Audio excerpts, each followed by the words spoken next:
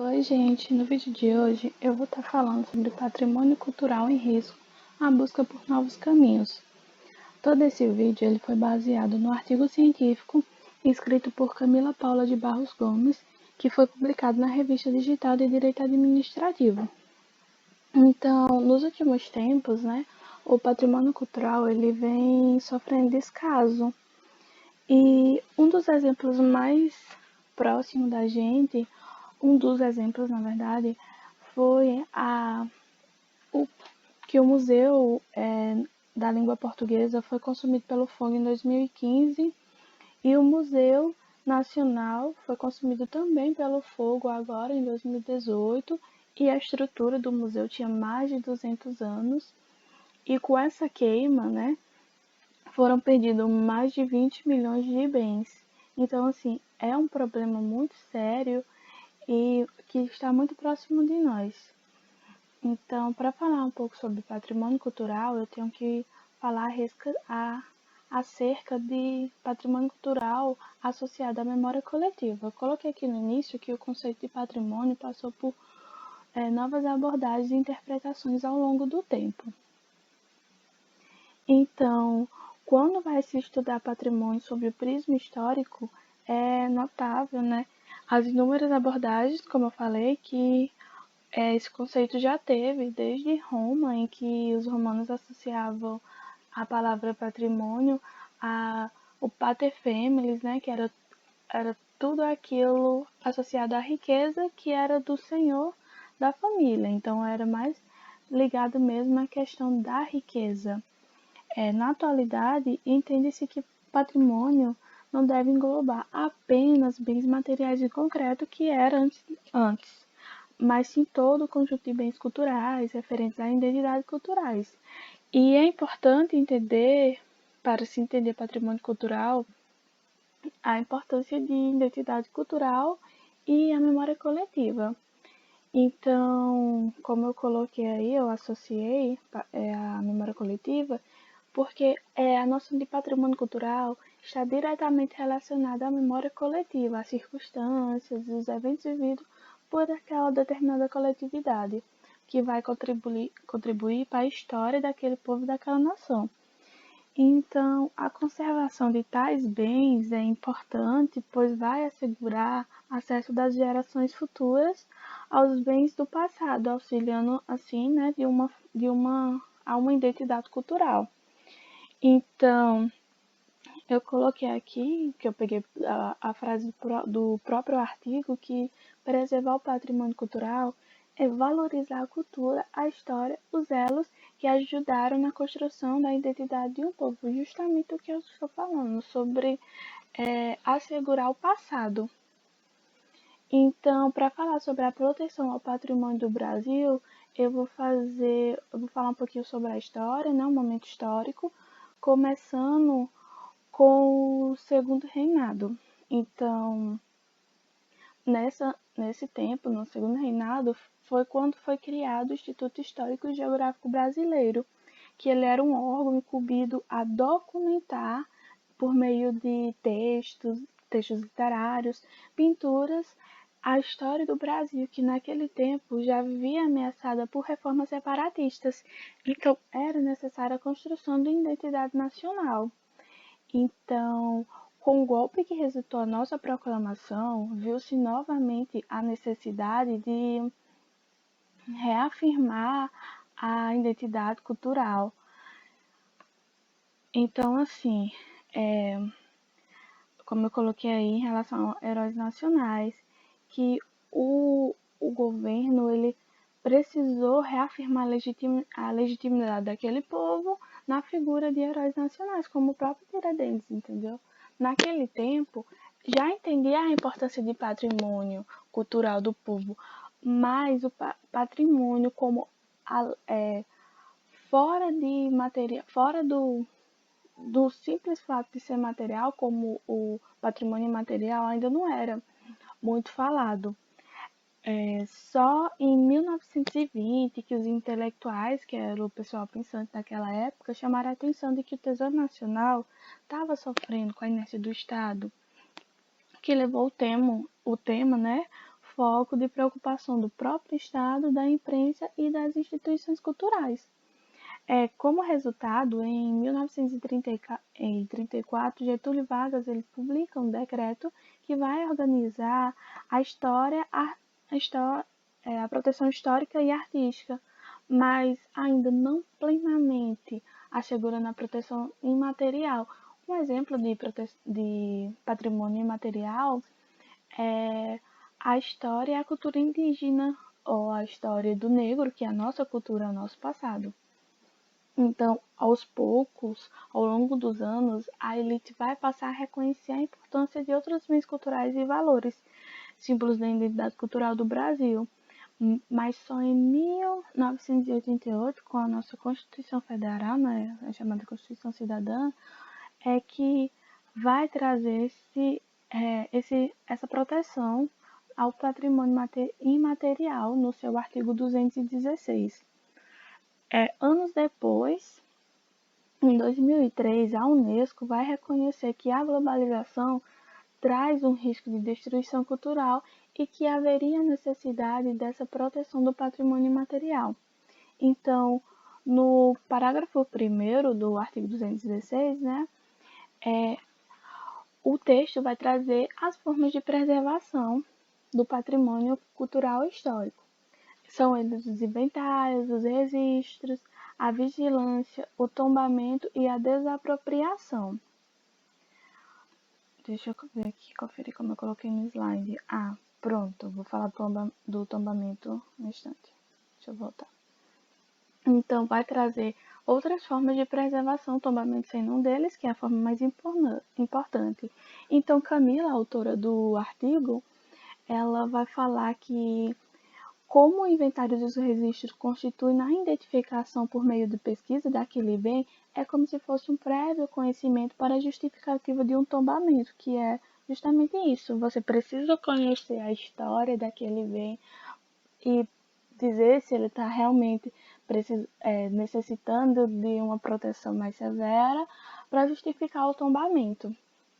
Então, o tombamento, né, esse instituto, ele foi criado pelo Decreto-Lei número 25, e os bens, objetos de tombamento, eles podem ser públicos ou privados, né? Sejam eles públicos ou privados, eles não podem ser alterados, reformados sem autorização da autoridade. Muito menos eles não podem ser destruídos. Aí eu coloquei aqui, ó, no âmbito federal, segundo o Instituto,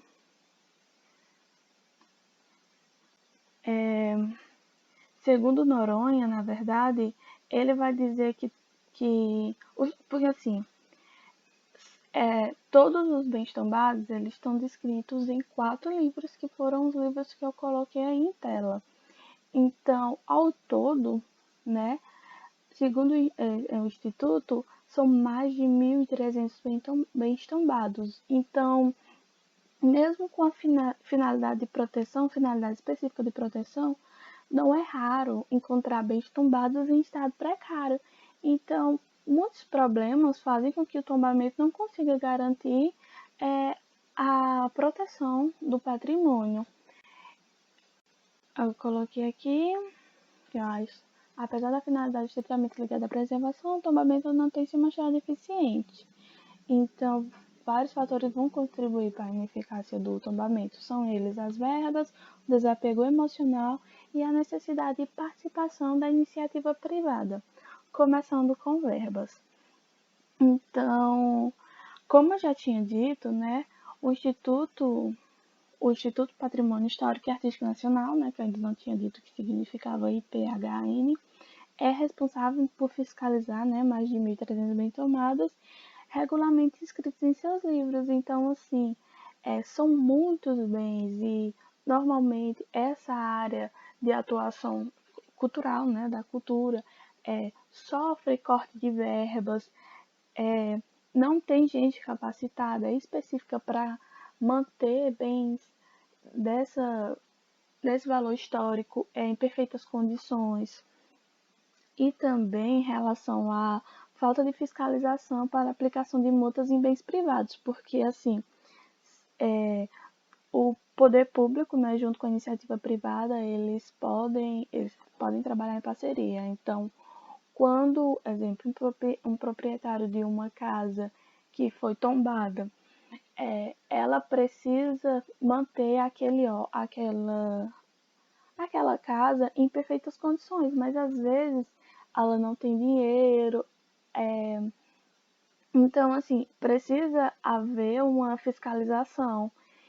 E caso ainda o proprietário não consiga manter esse bem tombado, o Instituto, né, ele pode proteger mais às custas da União, sendo que a União provavelmente não está tendo dinheiro nem para contratar, para organizar concurso público, entendeu? Então vai dificultar ainda. E também em relação à desvalorização do imóvel, porque como eu disse, como é claro, o tombamento, quando um objeto é tombado, ele limita muito a sua capacidade, na verdade. Porque, assim, até para trocar, exemplo, uma porta de determinada casa, vai passar por todo um processo burocrático. Então, vai haver, do ponto de vista do dono da casa, uma desvalorização do imóvel. Então, às vezes o proprietário abandona, há aquele desapego, né? Chegando muitas vezes a colocar o próprio bem, deixar o próprio bem em ruína. O segundo, um segundo fator, me desculpa, é o suposto desapego emocional. Na verdade, eu coloquei aqui, eu tô falando suposto porque não é claro que a população ela é desapegada emocionalmente àquele patrimônio, né? Porque assim, na verdade, o que se tem noção, você só cuida daquilo que conhece. Então, a grande questão a grande questão aqui é a identidade como patrimônio. Tipo, em um país com dimensões do Brasil, né, muito grande, nem sempre os bens tombados estão acessíveis à população, como é o caso dos museus, das salas culturais. Então, a maioria dos museus são nas capitais e para se valorizar a memória, como eu falei, é preciso ter acesso a ela. Então, quanto mais relação o indivíduo vai ter com aquele bem, aquele elemento, mais será a sua identidade e maior vai haver a valorização social do patrimônio. Então, é meio complicado você pedir por uma pessoa, valoriza aquele museu, sendo que você não tem acesso a ela, você não conhece a história, você não vai lá, não está no seu dia a dia. Então, e o último dos fatores que leva à ineficácia do tombamento é a participação da iniciativa privada, a falta, no caso de participação. Então, assim, não é de hoje que se busca que pelo poder público, uma maior participação da iniciativa privada nas questões culturais. Durante o governo de Sarney, por exemplo, já se buscava a redução do, dessa de só o Estado cuidar do patrimônio, entendeu? Buscava a iniciativa privada por meio de arrecadação de verbas para a cultura por meio de renúncia fiscal.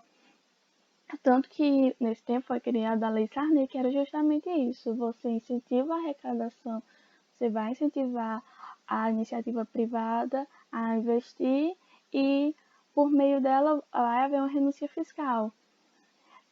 Só que nesse tempo não deu muito certo, né? A sistemática ela possibilitava muitas fraudes e nesse tempo também foi suspenso por Collor esse plano e depois, pressionado pelas massas, ele teve que sancionar outra lei, a Lei Hollande, uma espécie de lei de Sarney, só que mais aprimorada.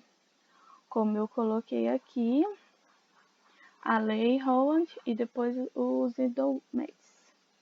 Então, essa lei foi criada no tempo de Sarney e ela vai buscar injetar recursos ao setor cultural por meio de renúncias fiscais.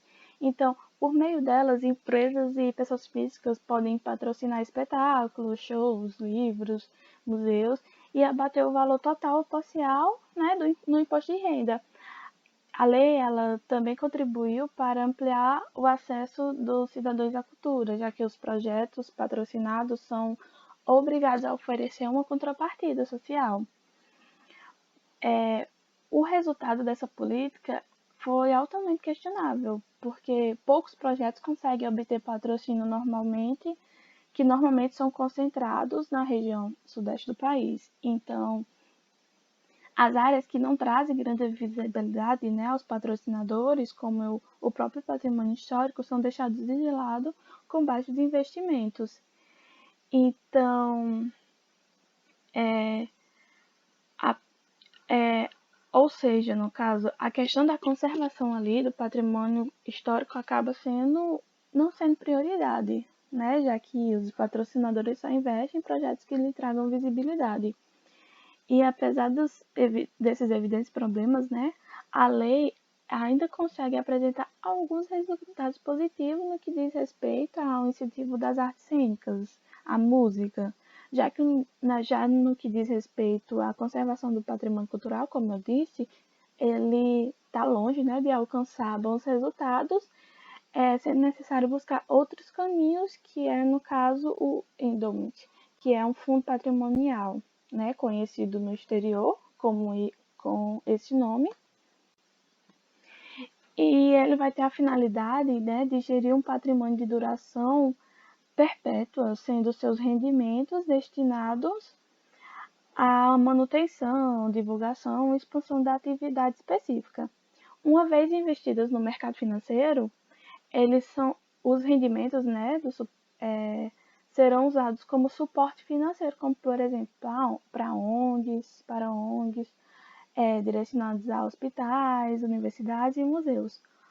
O grande mérito, né, dessa estratégia é que ela vai possibilitar uma maior autonomia das entidades beneficiadas pelos fundos patrimoniais, uma vez que estas passam a ser menos dependentes de recursos estatais, né, do recurso do poder público. Então, é um modelo bom para ser seguido pelo Brasil, né, na questão do patrimônio, tendo em consideração as dificuldades que o Instituto Patrimônio Histórico e Artístico Nacional tem na obtenção de recursos suficientes para a manutenção, né? Assim, tá faltando recurso para a manutenção desses patrimônios. Então, concluindo, as parcerias entre poder público e iniciativa privada para a gestão do patrimônio são de muita importância. Então, assim, a visão que Camila teve na busca por novos conhecimentos está muito certa, né? O tombamento por si só não vem tendo a eficácia que se espera. E essa realidade precisa ser modificada. Então, a legislação de regência do tombamento é muito antiga, não muito adequada ao contexto atual, né? De modo que não que novos instrumentos, né, novos caminhos precisam ser adotados para provocar maior participação, uma participação mais ativa do proprietário do bem tombado na sua conservação, por exemplo. É destacado também que, tendo em vista as limitações do pessoal e dos recursos da própria instituição, é extremamente importante que os bens tombados, como eu já tinha dito, não se concentrem todos na mão do poder público. Os donos de bens tombados assumem relevante papel social na preservação da memória coletiva, do modo que sua função deve ser reconhecida e valorizada. E ainda concordando com o pensamento de Camila, quando ela fala a relação dos municípios que precisam ter maior participação, que não só deixar para o Sudeste esses museus, ONGs, né? A população local precisa conhecer sua história até para uma participação maior, mais ativa, em relação ao patrimônio cultural e histórico. Então é isso, gente. Muito obrigada.